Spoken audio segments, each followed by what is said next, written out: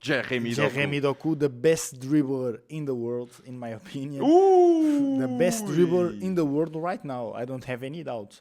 I look at the two players in the Premier League with most chances to win a Ballon d'Or in the next 5 years. If I had to put two players, I'd put Erling Haaland. No doubt, he's a contender right now to win it this year. And second, I'd put Estevão. No player in that Premier League has more talent to win a Ballon d'Or or to compete for a Ballon d'Or than Estevão, in my opinion. The description of Fabrizio Romano for Manchester United future winger number 10. Electric, skillful, talented, and fast. Who'd you thought? Jeremiah Hernandez. From Deportivo de Coruña. The next 10 games, now people are going to start shifting and defending Rúben Amorim 100%. If you said a year ago to me that Estevão at Palmeiras, that was already one of the best players at Palmeiras, was going to be the best player of the Brazil national team currently, and even if Neymar comes back, I'm thinking of Neymar with Estevão. Estevão does not leave the starting 11 if Neymar comes back. That would be mad for a lot of people. Why?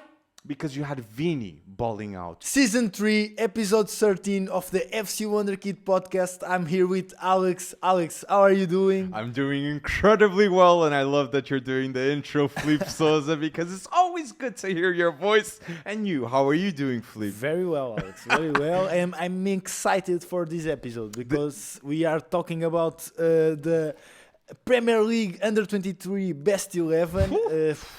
Difficult challenge that we are going to receive a lot of comments maybe in the yes post. That's a well said, Felipe. I want to see lots of comments on YouTube if you support the FC Wonderkid podcast. 5 stars on Spotify. Thank you everyone that is supporting our podcast. I see the insights, and you guys throughout the world, United States, UK, Jamaica, Nigeria, Uganda, everywhere in the world, we're getting listeners of the FC Wonderkid podcast. So smash the like button. It's a huge help for us on YouTube, and 5 stars and notifications on Apple Podcasts, Spotify, everywhere on all platforms. The FC Wonderkid podcast. That is the best podcast about young players in the world of football. Yes, Felipe, you said it. We're going to do the difficult challenge of doing the best 11 of players 23 and younger in the Premier League. So you want to do the honors of starting with your defense, Felipe,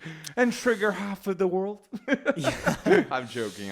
So I have to start with my goalkeeper because the season that this guy is doing at Sunderland, it's amazing. Robin Hoyfs is my goalkeeper, 22 years old.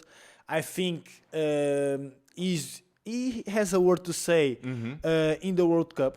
I don't know who is going to be the goalkeeper starting for Netherlands. Bart Verbruggen, but I think Robin Hoyfs deserves a chance to start for Netherlands. This season in the Premier League, Robin Hoyfs is better than Verbruggen. Yeah. No doubt.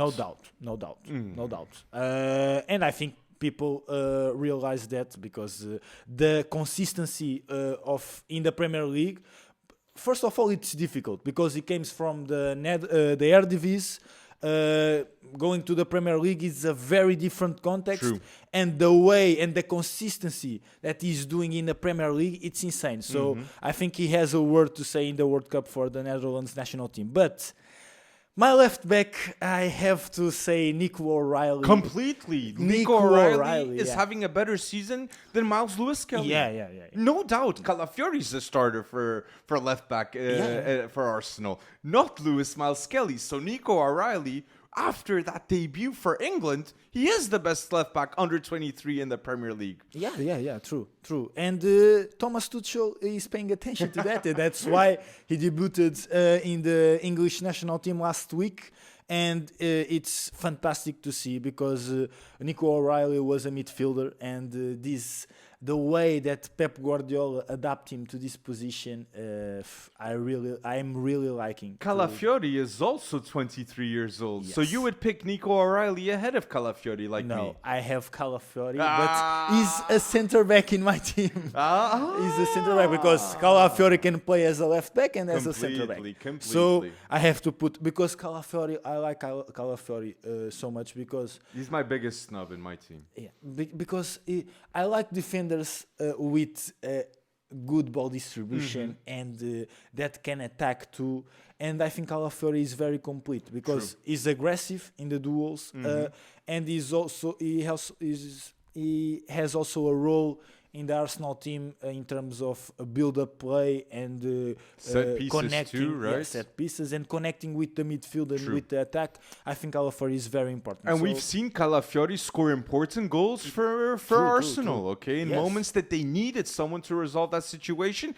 Ricardo Calafiori did just that. Yes. So going from Bologna to Arsenal was a right decision for Calafiori. Remember, Juventus, Inter, everyone wanted Calafiori. But he trusted the Arteta project, and it was a correct decision by Ricardo Calafiori. And he's part of the best defense in the world right now. True.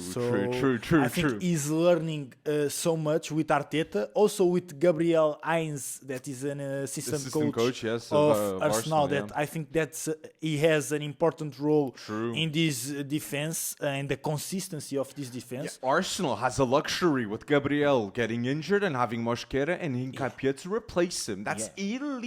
Even though Gabriel will be injured in the next month, the defense of Arsenal is still the best in the world. Raya, Timber, Calafiori, Saliba that was wanted by Real Madrid and he extended with Arsenal. That's a huge statement from Arsenal. So I like where you're coming from. But yes, I put Nico O'Reilly ahead of Calafiori. I understand your statement of Calafiori being involved in the team, but the ascension of Nico O'Reilly, the importance that he's had for the City team, I had to pick Nico O'Reilly in that left back ahead of Kerkez, ahead of Miles Lewis-Skelly, ahead of any under 23 left back in the Premier League. Nico O'Reilly is completely the real deal and should start for England in the next World Cup. 100%.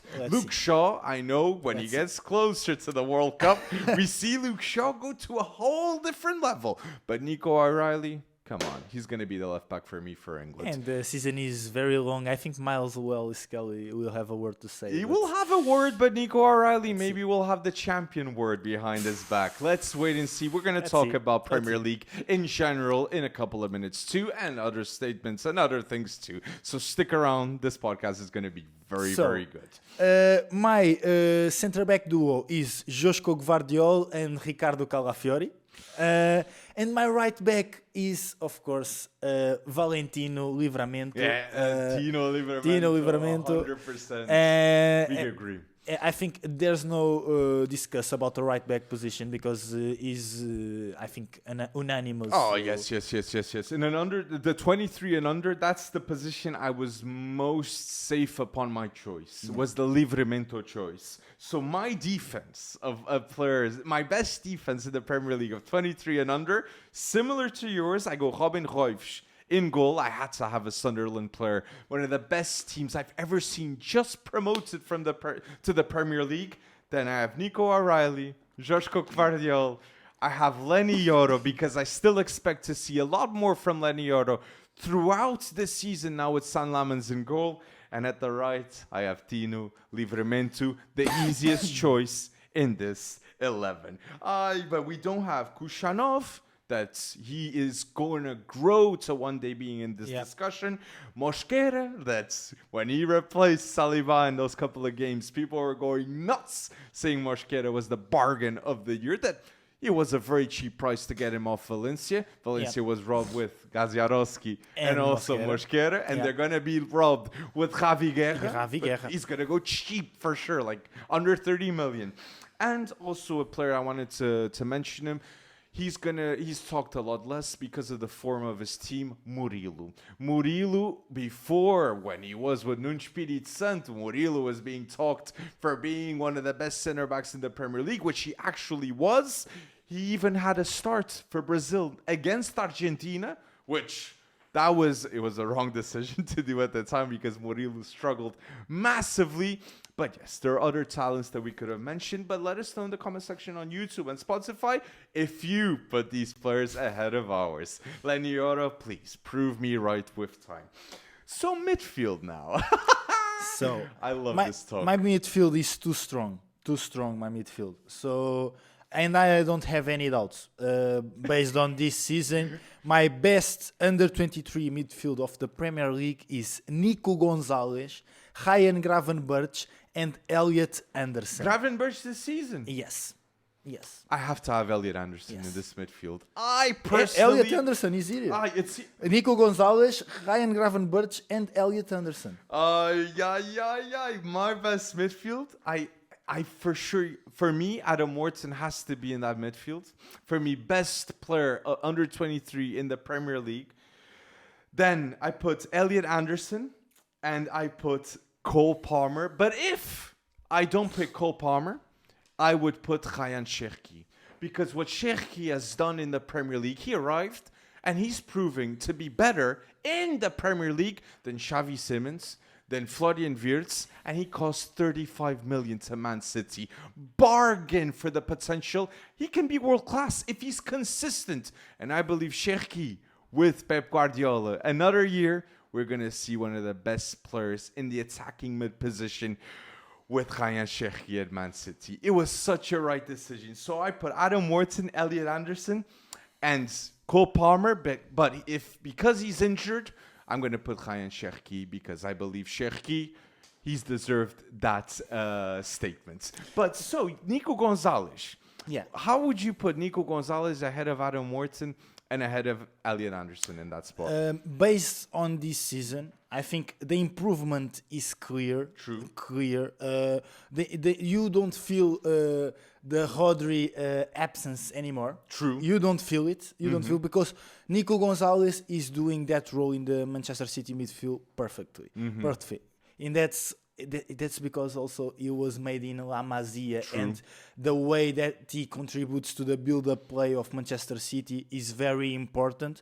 And I think that's one of the key players for Manchester City this season. And that's why I put him in this 11, because I think it's deserved. And based on this season, he's part of the under-23 best 11. Do you think when Rodri returns from injury, Nico Gonzalez will stay as a starter? He could still stay as a starter because at La Masia and at Barcelona and at Futebol Clube Porto, he was never a number 6. He was a number 8, a box-to-box. Yeah. I believe there's a good chance he could stay as a starter with Rodri even there.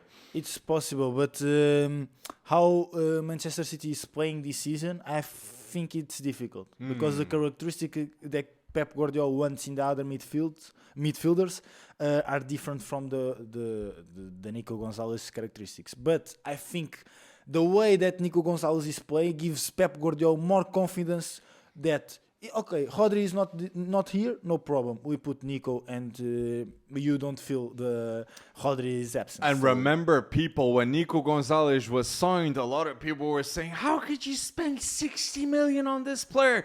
People judged Man City when they signed Nico Gonzalez. When they signed Vitor Reis, that they're going to be proved wrong with Vitor Reis. I love that young Brazilian center back. Kushanov, saying Kushanov is a flop. Look how he plays for Man City. That's also a false statement. And people were starting to judge Doku and Cherki when he still hadn't arrived. Respect the recruitment of Man City that has been elite the last 10 years. And to convince a player like Erling Haaland to stay in the project, that doesn't happen as a coincidence. It happens because of good management. Man City has done that. What Chelsea, Strasbourg, all of them are trying to do now, they started it a lot earlier. That's why they achieved a lot of success and they won 4 league titles in a row, but we'll talk a lot more about that. So I have in my best midfield of the Premier League 23 and under, Adam Morton, Elliot Anderson, Cole Palmer, but if I don't pick Cole Palmer, I go Ryan Cherki. Okay. I have to say, Ryan Cherki is my snub. I'm doing this 11 based on the... So your attacking midfielder would be... Elliot Anderson type beat. That's why I was like a bit judgy. Elliot Anderson is a box-to-box midfielder. I think he's a central defensive midfielder. He plays box-to-box with Nottingham Forest, but he plays CDM with England. Yeah, but I think... This is like Jude Bellingham, mate. You say he's an 8, he's a 10. They're both. Yeah, I think Elliot Anderson is a 6'8". I see Jude Bellingham as an 8'10". Yeah, but I think the games that England had in the qualifiers, the context, the opponents that they had, were more easy to play that role for Elliot Anderson than a difficult opponent. And I think when I saw the games in Nottingham Forest, I think this guy is a box-to-box midfielder, I think that's the type of. If Man United signs him, I think that's the role that Rúben Amorim wants for him to play. I think he's going to replace Casemiro if he signs. Do you think? Casemiro? I think long term that's the intention, yes. I would not sign Elliot Anderson to replace Casemiro. In a double pivot, I see him having the more defensive role out of the two, yes. Okay. And even if it's Adam Wharton and Elliot Anderson, I think Adam Wharton is best in dictating the tempo, getting that last pass, beating in duels in a lot of moment with anticipation. Elliot Anderson, I feel like he's more of a complete midfielder, but more in that defensive role, personally so.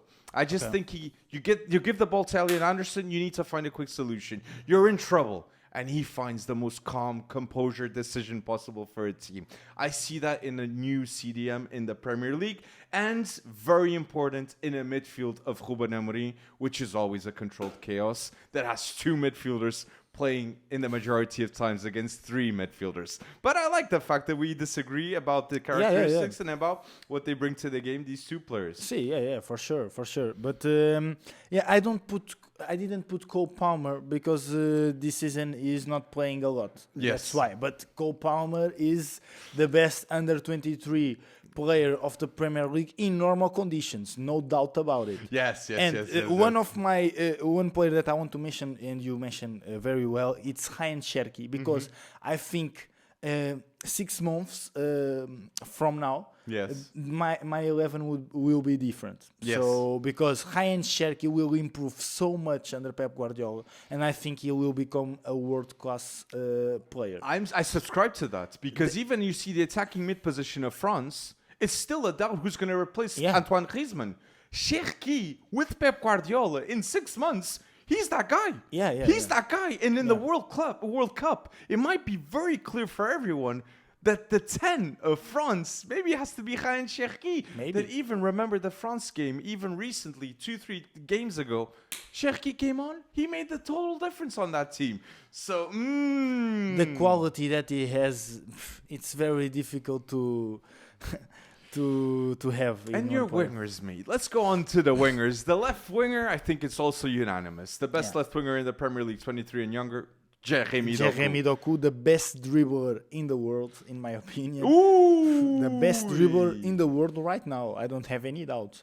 Do you see the amount of take-ons that he does in terms of efficient dribbles? 100%. Yeah. But in terms of the magic of a dribbler, I love a Cherky. I love a Estevão. I also think he's got that magic to him. And Lamine Yamal, every time he's got the ball on his feet, I don't know what the hell he's going to do in terms of dribbling. I understand that, but the goal of a dribble is to take on the In terms of efficient dribbles, I think Doku's the best in the world. In terms of unpredictable dribbles, I go with Lamine Yamal with the chance creation. But I like what you said. No. It makes sense.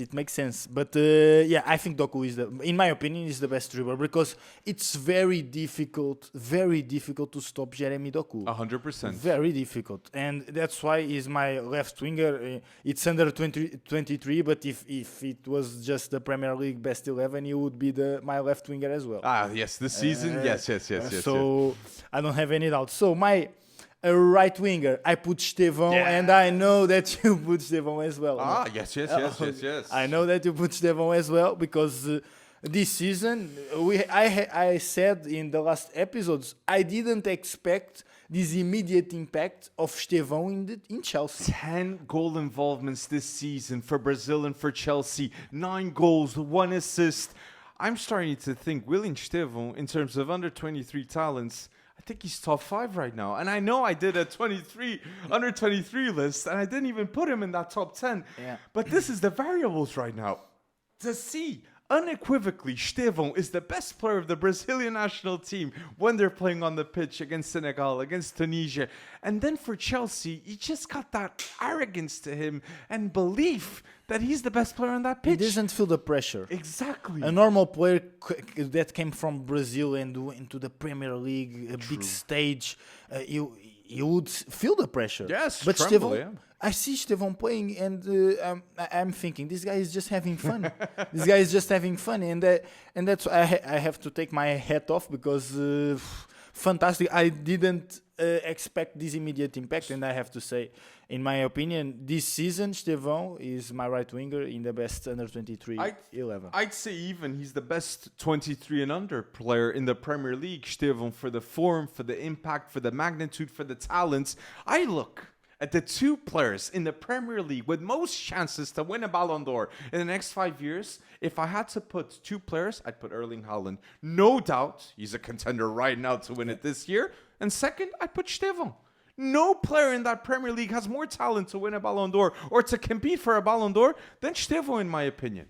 No doubt, man. Estevão is leading a nation like Brazil.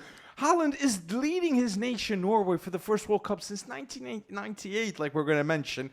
These are the two leaders at such a young age. Estevão, in this case, at 18. Let's see. Who would you think? I see Premier League players that can win a Ballon d'Or. I think Erling Haaland and I think Estevão. Who else? Saka? I wouldn't put Saka ahead of But it's Estevão difficult to one day win a Liverpool Ballon d'Or. players, I know that Liverpool is in a bad moment, but Liverpool players, I think Florian Wirtz will come back to his best form this season. Still zero goal involvements for Liverpool, as a lot of people say. Yeah. But you believe Florian Wirtz is going to have a successful legacy at Liverpool in 2-3 years' time? I believe it. I am sure. You're sure? I'm sure. Don't you think a Bayern Munich can come knocking and saying, look, you can come back to Germany, be safe, be happy, be with your German mates, Joshua Kimmich, Goretzka, and be the best player in the Bundesliga? No, I think Florian Wirtz will prove himself in Liverpool. And this is with Arne Slot? Yeah. With or without Arne Slot? But that's an important question, because if I talk to you about the future of Haaland, the future of Doku, the future of Phil Foden, I always thought about it with Pep Guardiola. I think about the future of Florian Wirtz. I don't know if it's with Arne Slot for 2-3 years. Alex, how much did Liverpool spend on Florian Wirtz? 120 million? Yeah. And then they beat that record and they get Alexander Isaac. Yeah.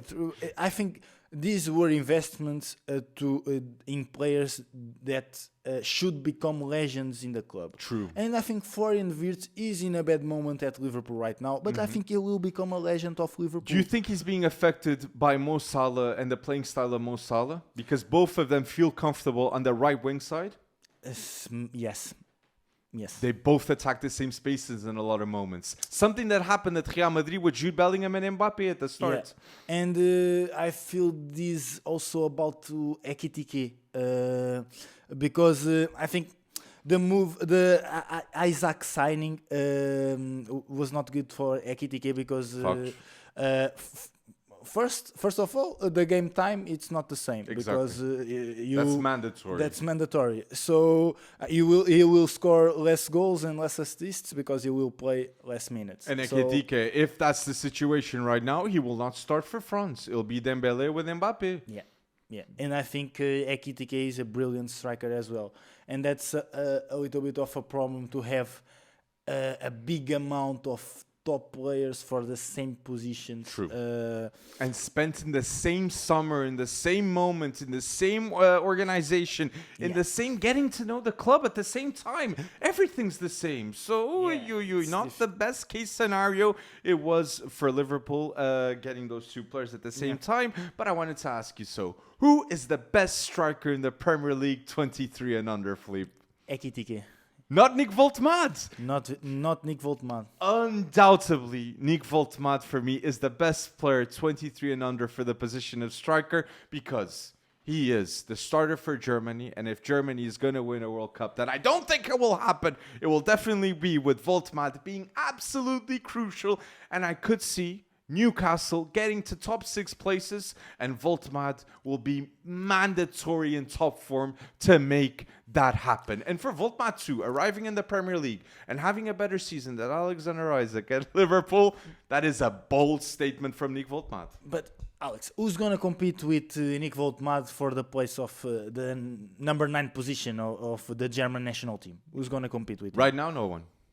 Right now, no one. Because a year ago, who would I say would be the German striker if not Nick Voltmad? Ekitike may not start for France, but look at the attacking option of France. It's very difficult. I agree. It's very difficult. And I think in terms of link-up play, Ekitike is way better. Ekitike gives a lot more to the game than Nick Voltmad, I think. And don't get me wrong, Nick Voltmad is a brilliant player. I really like Nick Voltmad. Mm-hmm. I think in attacking the area, for example, Nick Voltmad is way better than Ekitike. Mm-hmm. But I think... with the ball on his feet, Ekitike is better. Intelligence to understand which places can I get the ball, can I do the movement. But interesting, both Nick Voltmad and Hugo Ekitike, both are tall players with great dribbling. Yeah. That's what makes them special. I agree with you. Ekitike is better in the link-up play. But overall, prolific goal scorer, I just have a feeling that Nick Voltmad is going to be in those records one day of the Premier League of top goal scorer. Because at Newcastle, because who's going to sign Nick Voltmad for a higher fee than what Newcastle spent? That's the thing about the signing of Nick Voltmad. He's not there to take part in Newcastle. He's there to take over for generations. I think Nick Voltmad, when he goes to the Magpies and Newcastle, he's thinking to himself, if I become a legend of this club, I will be eternally in the books of the Premier League, in the history of the Premier League. Do you think Nick Voltmad will score more goals than Ekitike this season in the Premier League? Yes. Yes. And in 3-4 years' time, I think Nick Voltmad will have more goals than Ekitike in the Premier League too. No. I cannot think that's going to happen. Because this is all about pathway, career choices. Nick Voltmad, as you said, is not competing with a player at Newcastle for the striker position and not competing with anyone in the German national team. Hugo Ekitike is competing FC. He's competing with Alexander Isak at Liverpool, and then he's competing with Dembélé or Mbappé for France. How can this man start? Yeah, true. I'm getting Giroud vibes with this man. No. Giroud's the top scorer of France to this day. And we all know Mbappe will become the top goal scorer of France. Yeah, but this is an interesting talk, but we both agree the best wingers of the Premier League 23 and under are Jeremy Doku at the left wing and at the right wing Estevão. But at the striker, that's where the disagreement comes. I go Nick Voltmad and you go Ekitike. Let us know in the comment section down below your choices. You clicked on this video, and we promise these next topics, they're going to go as bold or even bolder, because I'm very mad about some things that we're going to talk next. So yes, stick around, like this video, go bold. And now because we're in the Premier League talk, it makes sense for us to mention a bit of Man United in all this. So, rebuild of Manchester United currently taking place. We had Mr. Fabrizio Romano saying to the world, Manchester United are looking for a winger 10 that is electric, skillful, talented, and fast. And I'm thinking to myself, is that the description of Semenyo? And we said 3 weeks ago that Semenyo would be a perfect fit for Manchester United. In the comment section say, but there's no position for Semenyo. Where will he play? This, that, and the other thing. You people don't know that Rúben Amorim loves players that can play multiple positions. If Semenyo can play at wingback and can play at winger, that is something Rúben Amorim cherishes and loves. If Rúben Amorim is one day winning that Premier League, it's with players like Semenyo, Amad Diallo, that can play at the winger and that can play at the wingback. Bruno Fernandes, I don't think he's always going to play in the double pivot of Manchester United. I think one day in certain games, he's going to play at the number 10 behind the striker. So I just think Rúben wants options, wants solutions in various positions so he can attack the game plan the best way. Having attacking options of Manchester United for next season: Mbeumo, Bruno Fernandes, Amad Diallo, Šeško, Mason Mount, and Semenyo. Come on. This is very difficult to prepare and would be absolutely elite in my opinion. Alex, I have to say, when I saw that news and I saw the characteristics that Man United is trying to sign, I think Semenyo is not of that characteristics. Do you know why I say Semenyo though? Premier League proven. Okay, but the characteristics, I think Semenyo, for example, has difficulties in tight spaces, for example. Maybe he's not the right player to explore more interior spaces. I think he's more he's fast, of course, he's very fast, physically he's a beast, but I think he explores more exterior spaces. I agree. And when I saw that description, I thought in two players. One player, I think it's very difficult, and you like him so much. It's Kenan Yildiz because he's not so fast, but he can play as a winger. He can play as a number 10. And he can be as well as shadow striker. If he said maestro Fabrizio Romano, I would have thought of Nico Paz and Kenan Yildiz, my guy. Yeah. But I saw electric, skillful, and also fast. And when I think of electric and fast in the Premier League, Mr. Fabrizio, I think it's a spoiler alert in my opinion. And that's why I thought in one player. There's another one too. Who you're thinking? You are not you will not Malik guess. Fofana? No, you will not. He plays in a secondary league. The description is him. The description of Fabrizio Romano for Manchester United future winger number 10. Electric, skillful, talented and fast. Who'd you thought? Jeremiah Hernandez. From Deportivo de Coruña. That shows ball knowledge because that would be an elite signing, but he would be expensive. It will be for United. It's not expensive. It's 30 million. It's more now in January. 40 million. 40 million. You have Jeremiah Hernandez.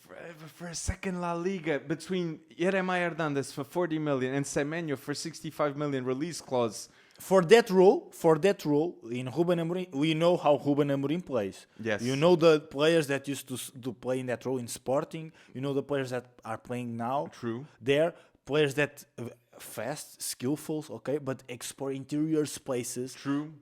I think Jeremiah Hernandez is better. Is in terms of characteristics is better than Semenyo. Of course, Semenyo is a Premier League player, and Jeremiah is playing in the second Spanish division. And people do not know him. And I really invite our listeners that do not know about Jeremiah Hernandez, please watch the tape, understand the type of player that we're mentioning that should be linked to Manchester United, because he does have that quality to offer what Rúben Amorim wants, and he would fit the system phenomenally. But yes, I just went with Semenyo because Mbeumo, Matheus Cunha, Man United have showed to the world, have showed to the transfer market, we will sign Premier League proven players because it's cheaper and Rúben Amorim has no time to make mistakes currently. And Antoine Semenyo for 65 million is a guaranteed locked-in starter in January, in the summer, that Manchester United need guarantees. And it's Semenyo, Mbeumo, Cunha,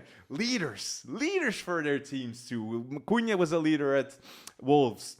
Mbeumo was a leader at Brentford. Semenyo is the leader of Bournemouth. If they're going to get to European spots, is where Antoine Semenyo goes. And big credit to Iraola for developing all these players. Okay, we're talking here about Semenyo going to Man United, but Dean Huijsen went to Real Madrid, Milos Kerkez went to Liverpool, Zabarni went to PSG. And the recruitment also of Bournemouth. Exactly. And then you have an Alex Scott that deservingly gets called up for the English national team.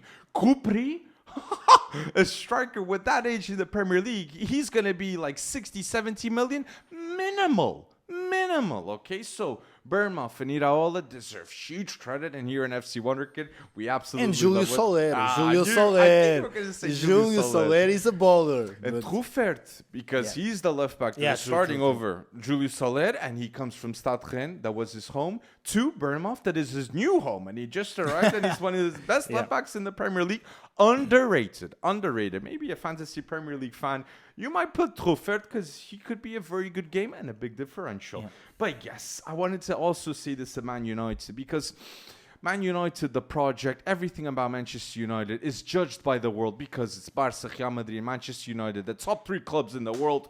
Rúben Amorim, 40 years old, coaching one of the best teams in the world. He will be judged by the whole world. And he's Portuguese. We got to defend him. He's not English. He's not Italian. He's not Spanish. That I do think people will defend him a bit more if he was those nationalities, unfortunately. But I wanted to say, Manchester United rebuild is going correct because facilities are better. The culture and the dynamics are improving. The data analysis, the man they stole off Mercedes. I love to see that tweet.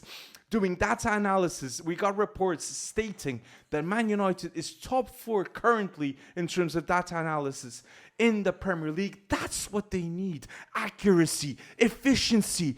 If Man United are the club with most potential revenue, why not having the most potential investment? This has to be the case. So now, with Omar Berrada, the world has woke up. Manchester United has woken to the world, and we can really get the feeling that this time we're not playing. This time we're not playing, and this is why I wanted to post now, me. Because the tough games of Manchester United, they've passed. They faced Arsenal. They faced Man City. They faced Chelsea. They faced Tottenham.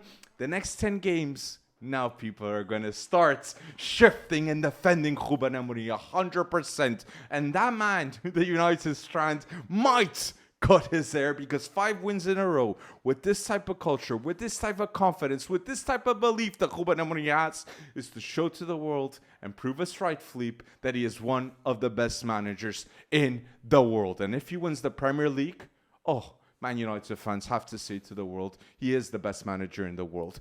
Because to win a Premier League with Man United, with the mess, the chaos that it was, Rúben made magic happen, okay? If he stays in Champions League places this season, he's already one of a magician. A magician. Yeah, Man United was a chaos. And Rúben Amorim doesn't afford to have 7 years like Arteta. Arteta, Rúben Amorim has to achieve success in 2-3 years. Next season, Man United fans are already thinking, we're fighting for the title. And it's so difficult for a manager leading with that type of pressure and continues with that confidence that he knows what he's doing. Mm-hmm. He knows that he's doing the right thing. And this shows to me that he knows that he's one of the best managers in the world. True. And he knows what he's doing, because it's very difficult when you have the fans, 80% of the people telling you that you are not... You have to play in a 4-3-3. Yeah, 4-3-3, you are not good enough. Ask for Man United to sack him. And he stays with his confidence. He stays with his game model, and he will get results, and the time will prove us right. Completely. It's embarrassing and disrespectful that so many Man United legends judged Rúben Amorim saying, he's got to play the 4-3-3 with this group. Honestly, it was one of those moments that I said, I'm happy that I love football, I study football, I understand the tactics of Rúben Amorim, because I will never say rubbish like that in my lifetime.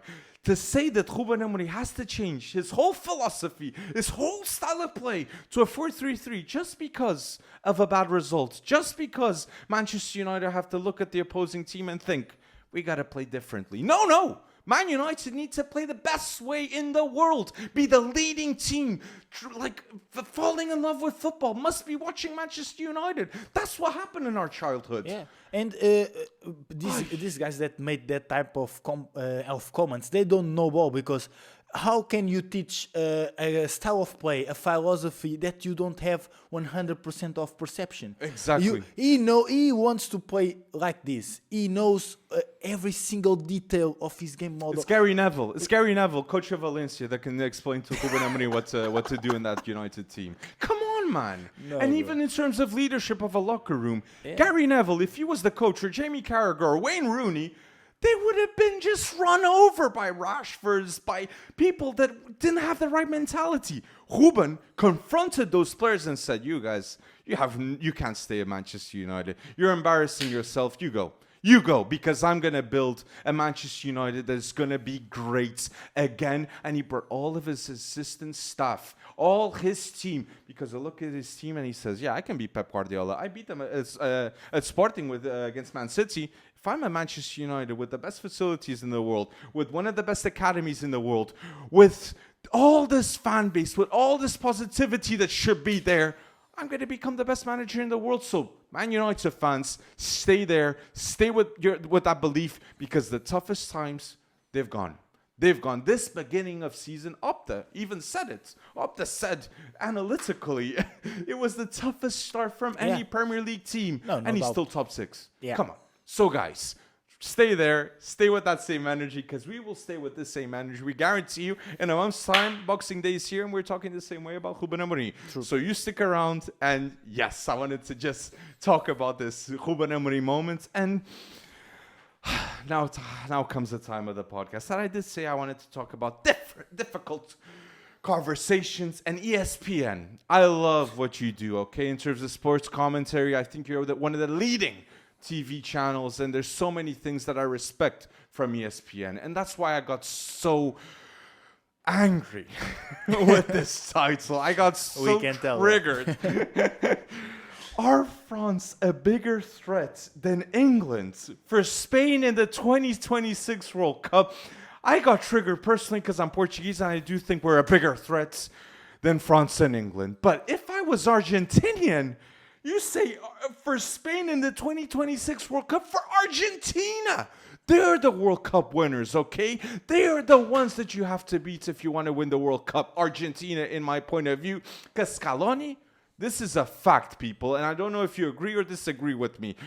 Scaloni is the best manager in international football. It's not Deschamps with France. It's not Nagelsmann with Germany. It certainly is not Roberto Martinez with Portugal, but I hope we win this World Cup. And it's not Luis de la Fuente that has done a great job, but is having some difficulties with dealing with some Barca players like Lamine Yamal and Alvaro Carreras not being called up. That is a disaster call. So, Scaloni deserves that respect, and we deserve to say that Argentina, to this day, has to be viewed as one of the favorites to win the World Cup.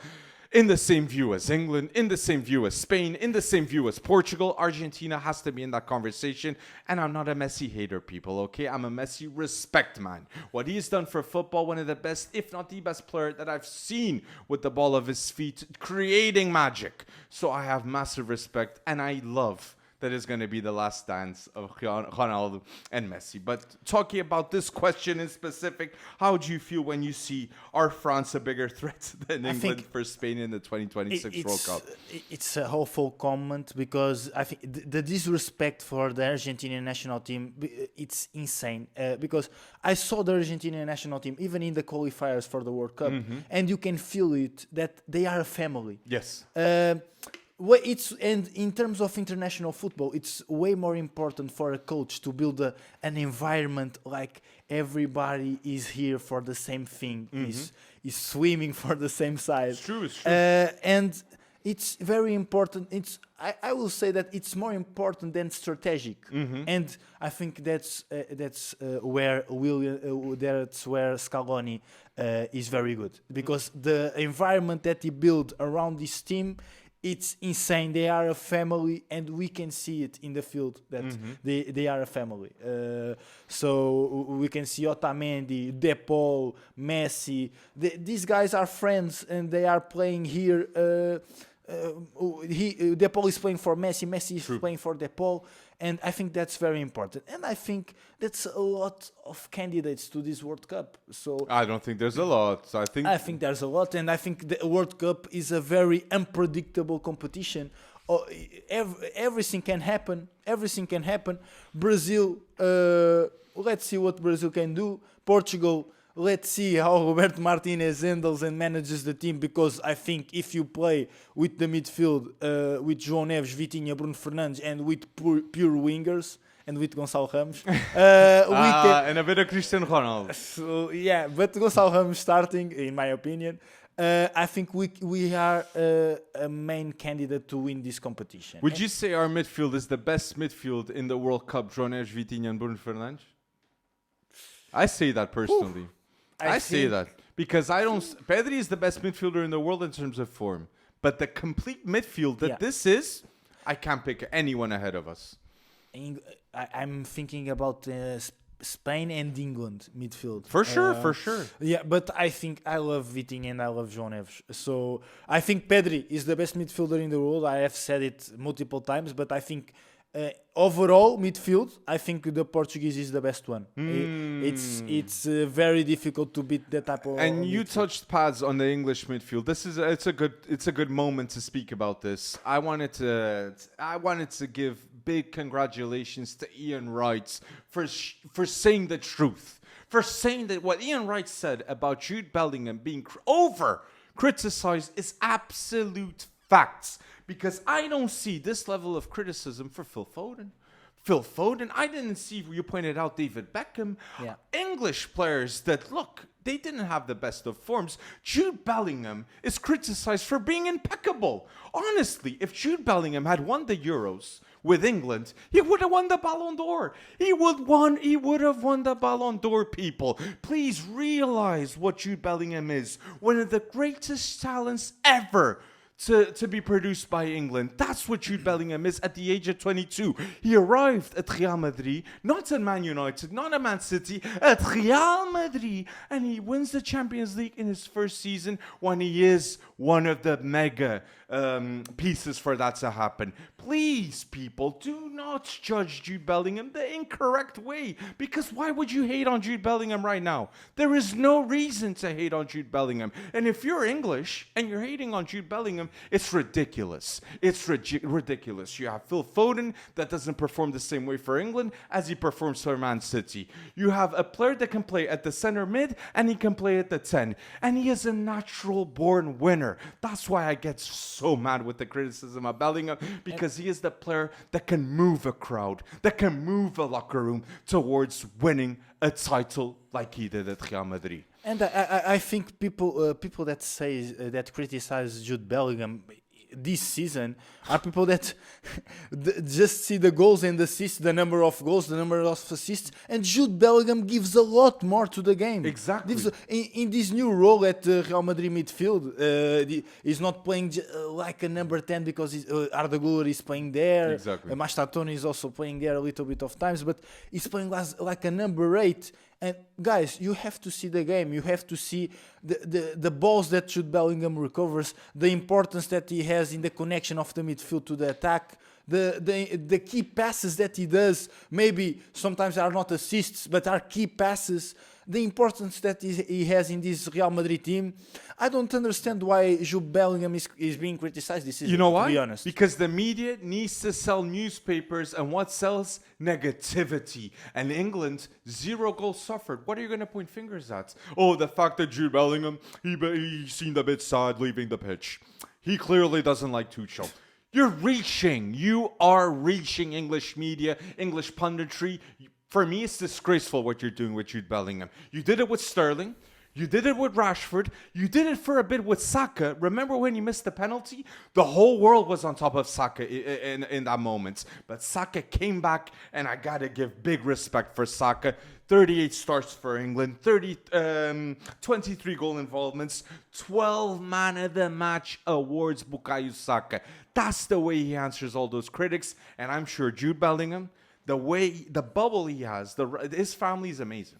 His family is amazing. I had the chance to speak to his father in very early stages when he was 15, 16 years old. He knew the player that Bellingham was going to be, Mark Bellingham. And the bubble he created for Bellingham, the professionalism that these parents have with Jude Bellingham has to be studied, has to be respected. And the English media, I'll point fingers once again. What you're doing with Bellingham is a disgrace. And I would hope he would be Portuguese to defend him a lot more. But English people, please, man. And I had this comment to you. Imagine, I said this on off to you. Imagine if Cristiano Ronaldo was English. Imagine 100% if Cristiano Ronaldo was English, he would be viewed by FIFA, by UEFA, by everywhere in the world as unanimously the best player in the world. But because he's Portuguese and he comes from poverty in Portugal, I think that gets to a lot of people, and it triggers people, mate. Portugal is a target. I really believe that. Portugal has never won a World Cup. Portugal, yes, we were close to winning a World Cup with Eusébio. We were close to having a fantastic generation with Figo, with Rui Costa, but we were never as close as we are right now. And right now is because of Cristiano Ronaldo. I was born in 1998. I'm 27 years old.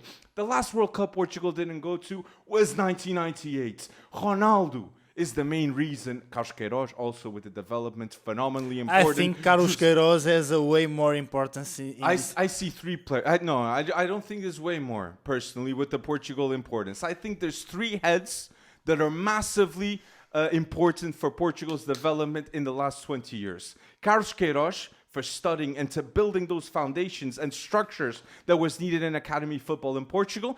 José Mourinho, for inspiring a generation of coaches that I can go to England and become the best manager in the world and say, I'm the special one. It's not you English guys. It's not you Spanish guys. It's not you and Italian guys. It's me, José Mourinho. And Cristiano Ronaldo as a player made himself as an idol, a reference, and his mantra, work hard, work harder than everyone. Yes, I'm talented, but I believe I'm going to become the best player in the world.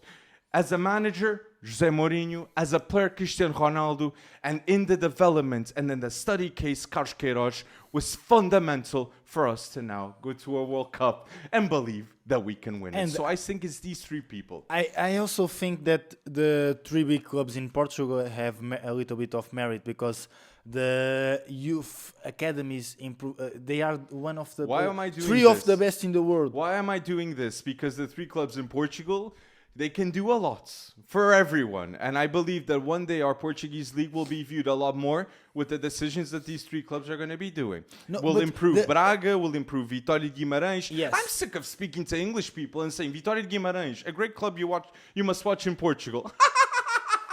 Guimarães? What is Guimarães? Guimarães?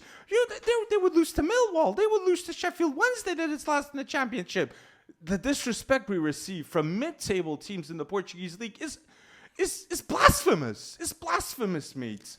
But years from now, they will know Martin Guedes, Simon Verdi that are playing in the Under-17 World Cup. Yes, and he scored in the last match. Yeah. But yes, Romário, also the goalkeeper at Braga. Romário Cunha, very good goalkeeper. But I think, you are right. I think let me rephrase what I wanted to say because I think the youth academies here in Portugal have a big merit for the national team that we have today. True. Because the improvement is clearly, and Carlos Queiroz, I think, in terms of science and teaching the right people how to develop a player, yes. I think the improvement is clearly in Benfica, Sporting, Porto, Guimarães, Braga. And I think that's why you have Nuno Mendes, yes. Rúben Dias, João Neves, Vitinha, this type of players, the amount of players that the level that can reach, they are reaching right now, it's not the same that you had in the past years. 100%. So I think that's a big merit in the development of young players here in World Portugal. Cup in 2026, Nuno Valente. Now Nuno Mendes. Yeah. Like the 2 different Nunos completely. Nuno Valente was a good left back. Nuno Mendes is the best left back in the world, no doubt. Paulo Ferreira, now you have João Cancelo. Paulo Ferreira from Cascais. Yeah, Paulo Ferreira from Cascais, my hometown. Yeah, but true. yeah, it's very interesting. And I understand, and I understand where you're coming from, but you agree with what I said. Yeah, If I agree with you. Cristiano Ronaldo was English, was French, was Spanish, he would be viewed or defended by others much more, in my opinion, because Spain in the past they had the best player in the world. England in the past they had the best player in the world. We only had that twice, with Luis Figo and Eusebio being the best players in the world. Ronaldo, man, I'm with you, man, and I'm with you, and I hope you're lifting that World Cup in 2026. Ay, Cristiano Ronaldo, please make it happen. No Penaldo comments, please. If Cristiano Ronaldo is winning this World Cup, he gets to 1,000 goals mark, he gets that trophy that, yes, Portuguese, we're just begging. In my opinion, for me, Gonçalo Ramos has to start and João Neves has to take the free kicks. The rest, João Neves or Bruno Fernandes, but the rest... Cristiano Ronaldo, for me, has to start some games. I understand Gonçalo Ramos starting others, but both Cristiano and both Gonçalo have to play the same matches, maybe, but with different minutes. And even, why haven't we seen them both playing at the same time? Why have I not seen Gonçalo Ramos playing at the same time as Cristiano Ronaldo? That doesn't make sense. If you're gonna cater to Cristiano Ronaldo, you gotta give him everything and all the options and at least testing it. But that's a whole different conversation because there are other strikers that Fabio Silva needs to develop, other things need to happen. for this to be the case. We spoke about England. I wanted to also give a special, because you mentioned it briefly, Brazil with Estevão, okay? And this is for me something that, if you said a year ago to me that Estevão at Palmeiras, that was already one of the best players at Palmeiras, was going to be the best player of the Brazil national team currently, and even if Neymar comes back, I'm thinking of Neymar with Estevão. Estevão does not leave the starting 11 if Neymar comes back. That would be mad for a lot of people. Why? Because you had Vini balling out. You had Vini that now is in his last 9 games with 0 goals, 0 assists, something that can never happen. And I'm going to say this right now.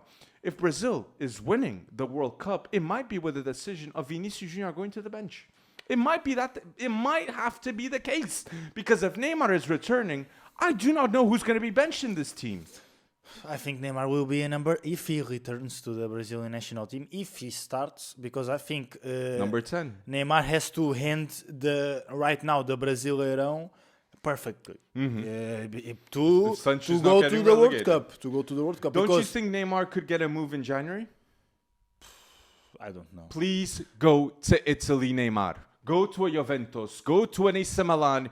And literally, you fit the style of play of a bit slower than other leagues that he has played in the past. It's slower than La Liga. It's slower than Ligue 1 in some games. It is. Okay. If you watch a Monaco, a Marseille that we saw it live against Sporting, Serie A is a bit less pacey and more in terms of duels. Very physically. Exactly. And it would be very tough for him. And you agree that Neymar was one of the most targeted players in his career with players. Yeah. Players were physical with Neymar. There were yellow cards in his career that with other players, it would be red cards. Yeah, but right now I think he's physically unstable. And I think he would go to Serie A and get injured for 3 months. I hope that would not be the case. And another thing me too. Look at Scott McTominay. Look at Kevin De Bruyne. They're all loving the food in Italy. They're all loving the nutrition in Italy. I think for Neymar, Italy would be such a good fit. It's got good food. It's got... I'm not going to say the rest. Alex, I hope so. I want Neymar. AC Milan? You know that Neymar was one of my favorite players for me. Just imagine, AC Milan next to Rafael Leão, Ronaldinho in the past. Oh. Let's see. But Neymar was one of the favorite players in your life? Yeah, and the last World Cup, I remember to watch Brazil and against Croatia. It was not his fault. It was not Neymar's fault. It was not his fault, but I really liked how Brazil played in that competition. Agree. And Neymar played a big role in that. I would say an insane role in that national team. And would you say that the Brazil national team in the next World Cup is better than the previous World Cup team? I think they are, mate. In terms of individual talent, yes. I don't know if they will play how they played the last one, because I remember to watch that Brazilian team, and collectively they were strong. Yes. The game made sense in terms of offensive play, defensively. They were very strong and very complete, and stayed with the ball almost 60% of the game against every opponent. And I don't know. I watch. Let's see what Carlo Ancelotti can do. I watch a little bit of the Brazilian national team recent games. I watched the Tunisian Senegal team. Senegal games, yes. I like some things, but other things I don't know. But he's still implementing though. He's still taking time. True. In such a short period of time, I see a lot more solutions than what it was with Tite before. Yeah. But I agree with what you said about playing to Neymar. I felt that in the last World Cup, and if Brazil has Neymar on the pitch, they have to play to Neymar also. But I wanted to say this stat also that I think it's a bit mad.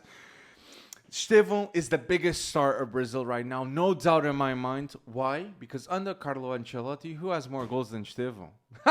No one. Estevão has 5 goals in 5 starts. Then you have Vini with 2 and Rodrigo Goes with 2. Combining both, you still do not have the tally that Estevão has for goals for Brazil. At 18, I remind you guys. This is a player with the potential to win a Ballon d'Or and competing with Lamine Yamal to win the next one. Imagine if Brazil actually wins the World Cup and Estevão has a crucial role for Brazil to win that World Cup. Lamine Yamal against Barcelona, it's already in the next against Barcelona, and with Barcelona, it's already in the next Ballon d'Or. Maybe. But the thumbnail of our last podcast was Brazil with Estevão and Lamine Yamal with Spain. If Spain's winning the World Cup, Lamine Yamal is getting that Ballon d'Or. If Brazil is winning the World Cup, I really think it's gonna be with Estevão being the biggest star, not Vini, But I don't not think Rodrigo. Estevão would be top 3 of the Ballon d'Or if Brazil wins the World Cup. He should be. He really should be. It depends on what Because it's a new manager with Carlo Ancelotti. It was something that was not in place before Estevão arrived. And Okay. you could tell me, who could do what Estevão did for Brazil if they win the World Cup? No one. Lamine Yamal couldn't go to that Brazil national team, maybe. Mate, Maybe. I understand and I agree with you Because it was a chaos. that Estevão will play a big role in this national team. No discuss about this. But I think what Chelsea will do in this season will have a real impact in if Estevão gets to the top 10 of the Ballon d'Or or not, or top 20 in the Ballon d'Or. Because I Kier think was Chelsea top will not win the Premier League. First of all, Chelsea will not get into the semi-finals of the Champions League. I don't know. That's what I'm feeling about the Chelsea team. I feel. How are you feeling about the Premier League? Yes, you're giving a bit of a spoiler. Who do you think is going to win the Premier League as a I feeling? think Arsenal will win the Champions League because to competitions with a lot of games you have to be regular and You have the there's depth, right? Yeah, they have the depth in the defense, in the midfield, in the attack, and they are consistent and they are regular. You know why I'm smiling? I'm thinking Man City, man. I'm thinking Man City Man is going to City win is the going Premier to be League. the second place. And you know a mad stat? And just shows that he's one of the best center backs in the world. I remember Rúben Dias, when he first arrived at Man City, he was judged by so many people saying, oh, Koulibaly would have been better. Oh, this player would have been better. Rúben Dias won 4 Premier League titles in a row, in which he was one of the leaders of this team. Last season was the first Premier League he didn't win. He finished his 3rd. First season he doesn't win Premier League. And now, when I see Rúben Dias extending his contract at the beginning of this season, it's him saying to Hugo Viana and to Pep Guardiola, this project is to win another 4 Premier League titles in a row if everything goes right, and I believe it will go right.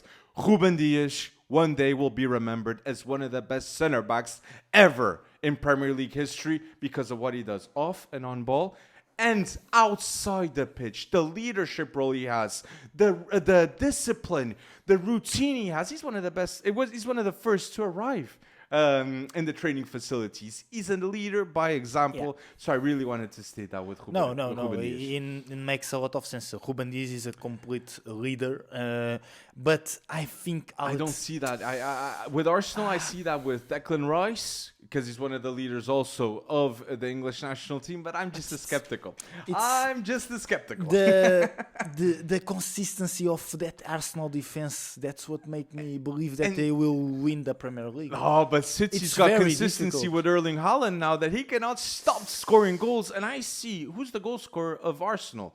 Victor Gyökeres, is he consistent right now in the Premier League? No. But Saka needs to be consistent. Trossard needs to be consistent. Martinelli needs to be consistent.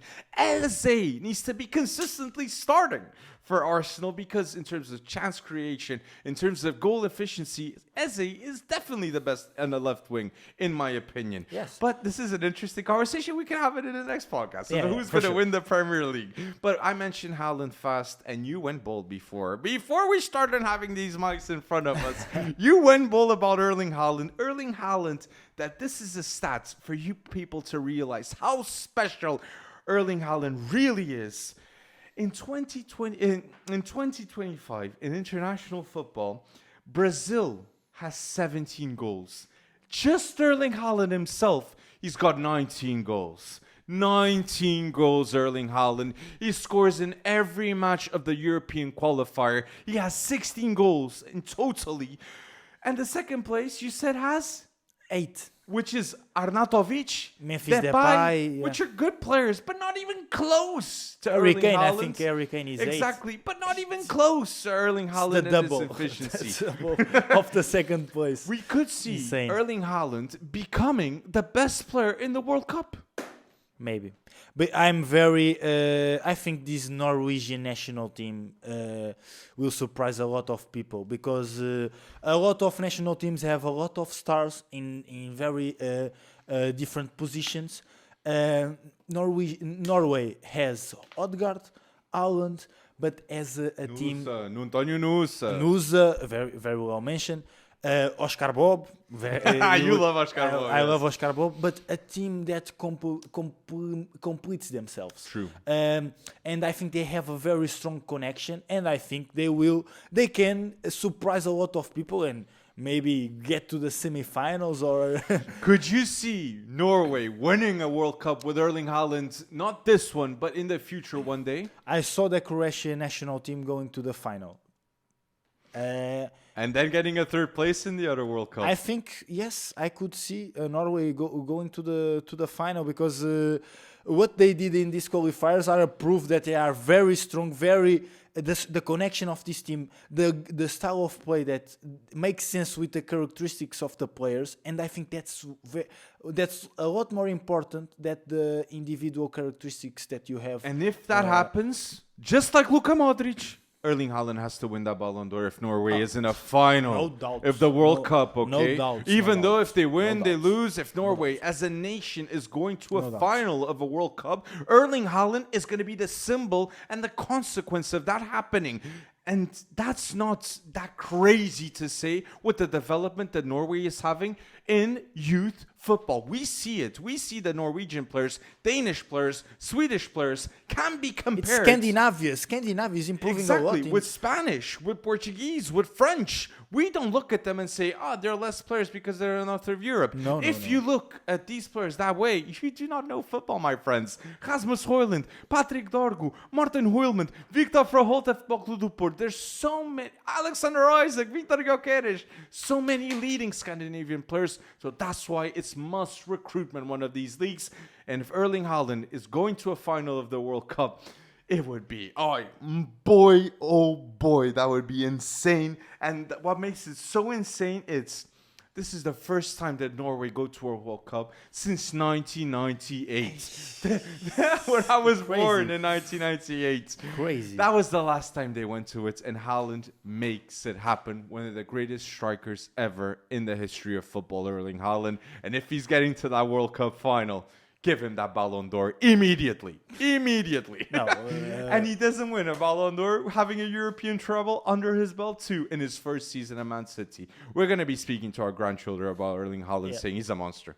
He's a monster. And if there's anyone to come close to Cristiano Ronaldo numbers of footballers I see nowadays, it's going to be Erling Haaland. Yeah. Do you think he could surpass 1,000 goals one day, Erling Haaland? With this pace, yes. As a Portuguese man, I love you, Haaland. I love watching you since Molde, but I hope Cristiano Ronaldo retains He's that a goal title. machine because Cristiano Ronaldo changed a little bit of the style of play during his career to score a lot more goals. Good point. And Erling Haaland is a goal machine since he was a Molde, yeah. So since Very the beginning. good point. Very Since the good point. beginning. So, I like it. So yes, let us know down below. We had a great talk about Haaland, Estevão, Brazil, all these national teams. Who are for you the favorites currently? Is it England? Is it Italy? Is it Italy? Italy in the playoffs. Oh my days, how could I say Italy? France, Spain, Portugal. Let us know in the comment section down below. My friend Luca must be enraged. Losing 7-1 on aggregate to Norway just shows the development, its levels, what Norway is doing. And now here, at the end of the podcast, a segment to add value to our listeners, like we always do here at FC Wonderkid. 5 Wonderkids you must know outside of the top 5 leagues. I have a midfielders edition, and I've got 2 names that you must know. Okay, so starting with you, Fleep, who is the Wonderkid outside the top 5 leagues that every FC Wonderkid listener must know? The first one that comes to my mind is Cardoso Varela, that yesterday in the Croatia Cup he scored 1 goal and made 2 assists. He could be in the Under-17 World It Cup could right be- now for us. Yeah. Insane talent. It was.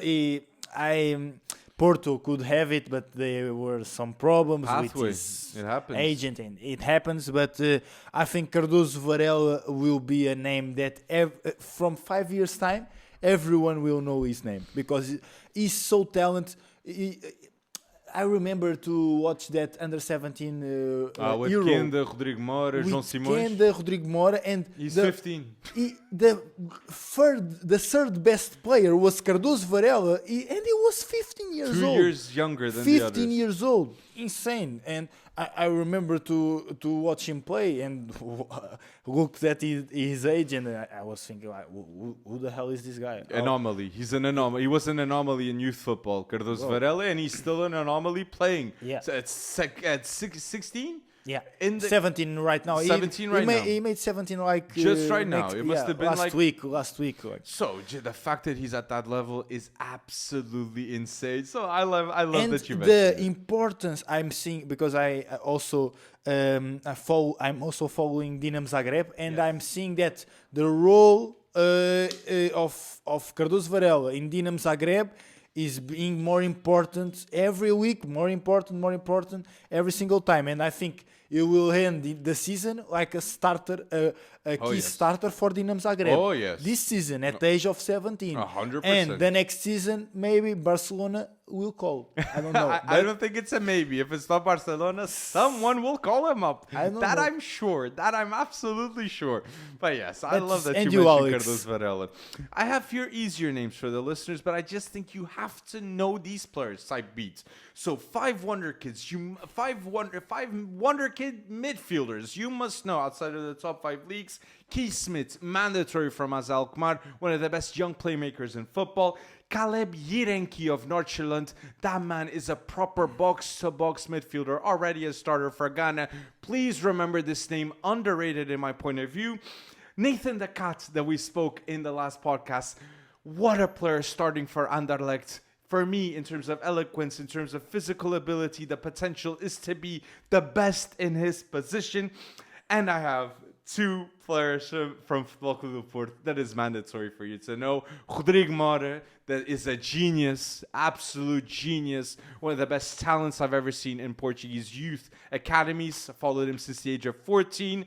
And one of the best signings, young signings of this last summer, Victor Parrott. For me, these are midfielders, the Wonderkid midfielders you must know outside the top 5 leagues, 100%. Just one quick stat about Keith Smith, because he's the under-21 midfielder with most progressive passes completed in the top 7 leagues this season. So yeah, it's a stat from Data MB. Great stat too. Yeah, Keith Smith is, I think, it's the last season that he spent. And a lot of clips are going to be posted this week. After this is going to be posted that we put about Keith Smith. I believe he should go to Newcastle. You go with that Barcelona. You love Barcelona. You always talking about every talent going to Barcelona. Every midfielder must go to Barcelona. And every defender must go to Arsenal. Yeah. And every Brazilian must go or to Real Madrid or to Chelsea. No, History repeats I'm joking, itself. but yeah, I have other one Scandinavian name. Sorry, it's August Prisk from Djurgården. I think we have already talked about him in this podcast, but I have insane stats about him, because August Prisk, among all under 21 strikers in the world, 100 leagues in the world this season. So, the top goal scorer, the player with most non-penalty goals, the player with most goal involvements, the player with most non-penalty expected goals, the player with most shots on target, and the player with most touches in the box. So, this striker, please remember the name, because I think it's also the last season that he spends on Djurgården. In terms of data, he's definitely one of the best young strikers in the world of football. Yeah, but it's not just in terms of data. I think he is a top finisher, a clinical finisher, and I think he will get the attention of some big clubs. So let's see. Very well He's 21 mentioned. years old. He's young. So he can definitely go to the top. And in Yeah. Droom Gardens, that's where Lucas Bergvall came from before he went to Dortmund. And that's Dortmund to Tottenham. Yeah. So that's And then why you must Lucas know. Bergvall is there. Exactly. Matthias Schultanen. That we from Finland. Yes, Yeah, we yeah, did talk Finnish, about yeah. him in previous podcasts. So I wanted to mention 4 center backs for Wonderkids. For Wonderkids center backs, you must know outside of the top 5 leagues, Erling Haaland of Brann. In terms of ball distribution, I love to watch this player. I put Mats Smets. That how is this man still at Genk? It's unreal to me. Okay, one of the best center backs in the Superliga in Belgium.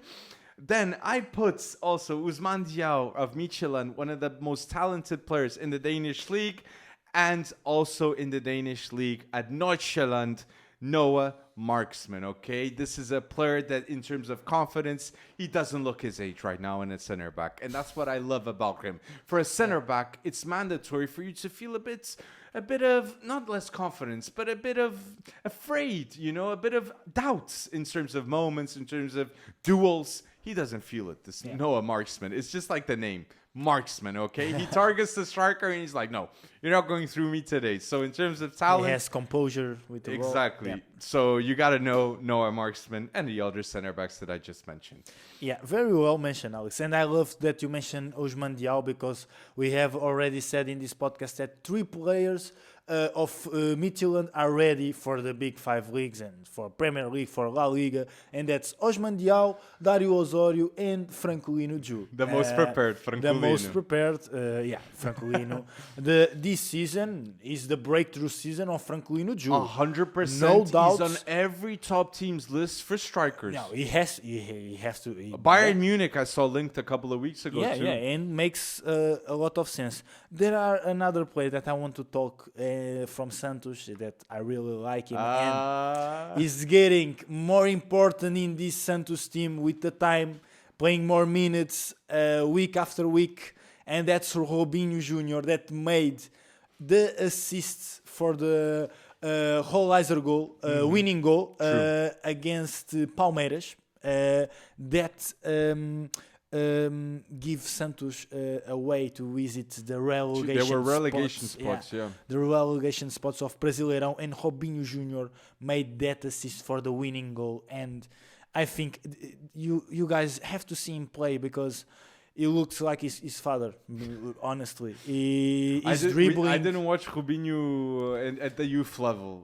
But a lot of people say Rubinho Jr. reminds a lot of people of his father. Yeah, it's very fun to watch, because in Brazil you have players like this, joga bonito, players that have his technique is insane, his dribbling is insane, his skills. And the audacity of some of those moments. Yeah. People don't think what he's going to do, because it's impossible for you to have the rationale of Robinho Jr. Yeah, and he's 17. His opponents have 30 years old, and he destroys them. He doesn't feel afraid, doesn't feel the pressure. Humiliates them. Yeah, he humiliates him completely, and I think Rubinho Jr. is a name that everybody must know. Ooh, and here at the end of the podcast, I really wanted to mention this player, because we mentioned him briefly before we knew the results of Ireland. Special moment to say Troy Parrott. Oh my days, the moment. He is a legend, Troy Parrott, of the Irish national team. Every Irish person will remember where they were when Troy Parrott did that hat trick. Wow, my mom is Irish. I have a lot of family in Ireland. That moment changed lives for Irish people. Going to a World Cup, possibly, you're still in the playoffs. What Troy Parrott did was beautiful. We need more moments like that in football. Keep going, Troy Parrott. And I wanted to ask you. What he did, it was insane, sorry.